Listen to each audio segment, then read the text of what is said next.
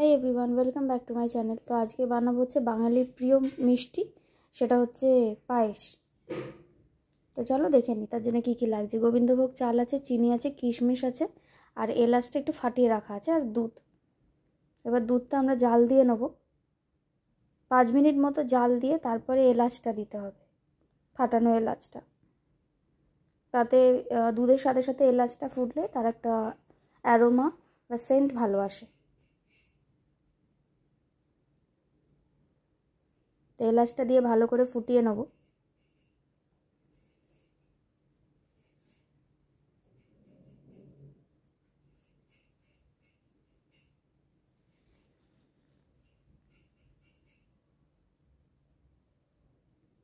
ভালো করে ফুটে উঠলেই তখন দিয়ে দেবো কিশমিশগুলো। কিশমিশটা দিয়ে ভালো করে নেড়ে দিতে হবে, মানে ফুটিয়ে নিতে হবে।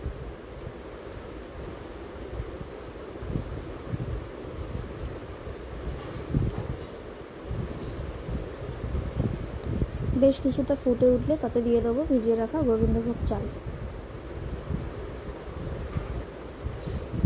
এবং চালটা যতক্ষণ না, চালের পরে চিনিটা দেবো, কিন্তু চালটা পুরো সিদ্ধ হয়ে গেলে তখন লাস্টে চিনিটা দিয়ে একটু ভালো করে নাড়িয়ে নিয়ে নামিয়ে নিতে হবে পায়েস, তাহলেই হয়ে যাবে পায়েস।